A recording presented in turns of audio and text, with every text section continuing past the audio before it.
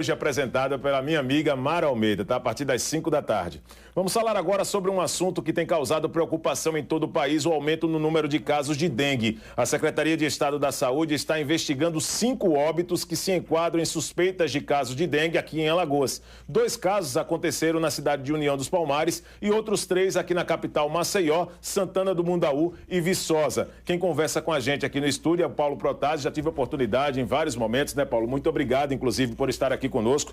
Para a gente é sempre um motivo de muito orgulho te receber também. Vamos falar um pouquinho, como representante aí pela Secretaria de Estado da Saúde, sobre esses casos de dengue aqui no nosso estado. Quais as informações sobre esses óbitos?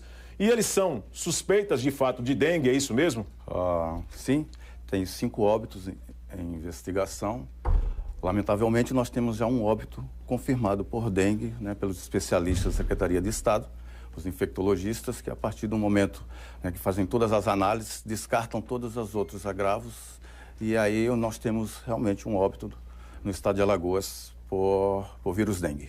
Agora, hoje, Paulo, é importante dizer que o Ministério da Saúde tem feito campanhas de vacinação e tem distribuído para algumas regiões em que o número de casos acaba sendo um número acima da média, essas vacinas. Aqui em Alagoas ainda não chegou a essa margem, não é isso? Nós ainda não recebemos o alento para um futuro próximo de termos no Ministério da Saúde já incorporado no PNI nacional a vacina contra os 4 vírus dengue. No momento que foi disponibilizado pelo laboratório, o quantitativo não era o suficiente. Então, a Câmara Técnica de Especialistas do Ministério avaliou naquele momento quais eram os nichos da população, quais eram os componentes da população brasileira que deveriam inicialmente receber aquela quantidade de dosagens decorrentes de anos anteriores. Qual foi digamos assim, a variação das pessoas que foram acometidas de formas graves? E aí foram nos adolescentes. Então, esse foi o primeiro público-alvo para que a vacinação acontecesse. E aí, cada vez mais, com as doses sendo ampliadas pelo laboratório, ofertando inclusive para o mundo todo, né, para todos os países, então nós vamos ampliando o número de cidadãs que vão estar tomando a vacina em 2 doses e aí continuarão e iniciarão seu processo de imunização e nós esperamos que num futuro próximo nós possamos nos livrar uma grande parte da população desse flagelo.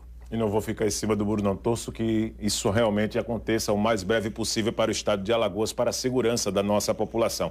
Nós estamos recebendo aqui no estúdio o Paulo Protásio, ele é supervisor do controle de endemias aqui da Secretaria de Estado da Saúde. Seguindo aqui a entrevista, o Estado também confirmou uma morte que foi registrada no município de Atalaia. Segundo os dados divulgados também pelo município, a vítima era jogador de futebol, o João Leonardo Isidoro de Almeida, o Lau, de 19 anos. O jovem que morreu no último dia 19 do mês passado estava internado desde domingo 17, quando apresentou os sintomas no Hospital Geral do Estado. De fato, foi o único caso registrado do jogador? Confirmado nesse momento, sim. Lamentavelmente, né, nós nos solidarizamos com as famílias, mas, sim, como todos os grandes agravos, explosão de casos de doenças transmissíveis, então dengue também pode levar à morte, dependendo de vários fatores, né, de comorbidade, de acesso, de procura ao serviço, de manejo. Então, são vários fatores que podem contribuir para a ocorrência.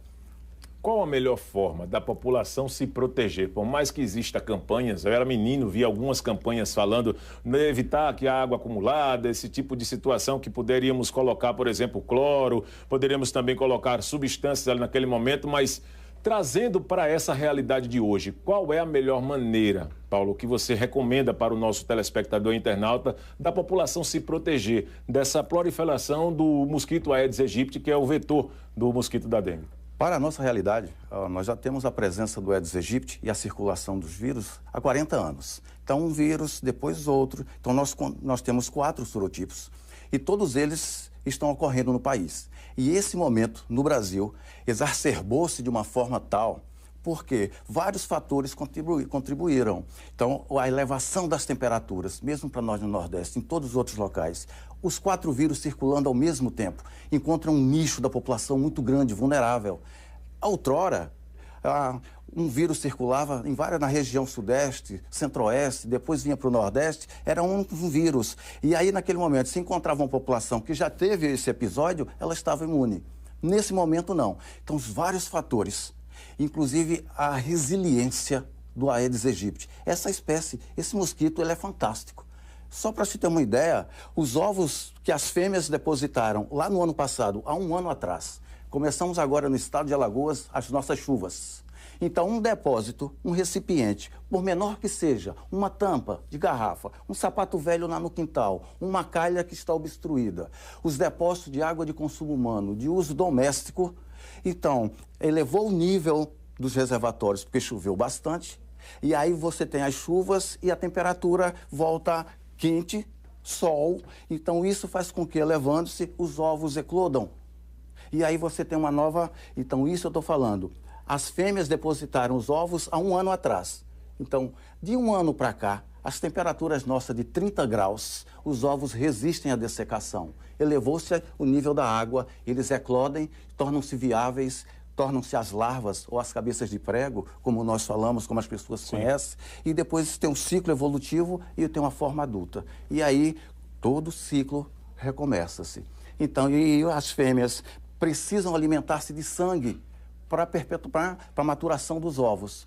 E elas estão morando onde? Onde nós ofertamos os recipientes, que nós chamamos de criadouros. As fêmeas estão lá junto conosco, nas nossas casas. Então, elas alimentam-se do nosso sangue, transmitindo a doença. E tem o quê? Tem as maternidades que nós ofertamos para elas, que são os criadouros, os depósitos com água.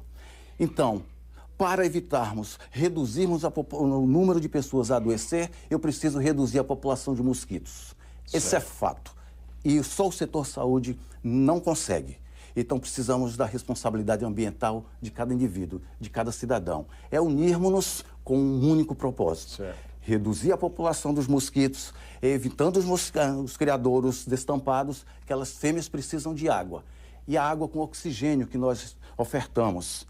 No futuro, ela vai buscar água estagnada, podre, mas no momento a sociedade oferta isso pelas necessidades. Nós precisamos estocar água.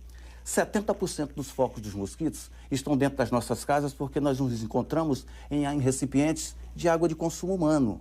Então você, quem nos assiste, quem nos ouve, tem governabilidade sobre isso, porque é os depósitos onde eu apanho água. Então, nós precisamos, não temos vacina, não conseguimos outras metodologias, outras ferramentas, tudo é complementar. Então as atitudes nossas definirão o nosso futuro e o adoecimento maior ou menor da nossa própria população. Paulo, muito obrigado pela sua presença como supervisor de endemias da CESAL. Mande um abraço para todos e, em breve, esperamos vê-lo aqui de volta para poder trazer ações e situações mais animadoras para todos nós, tá certo? Bons resultados dependem totalmente de toda a população. Sem sombra de dúvidas. Nós vamos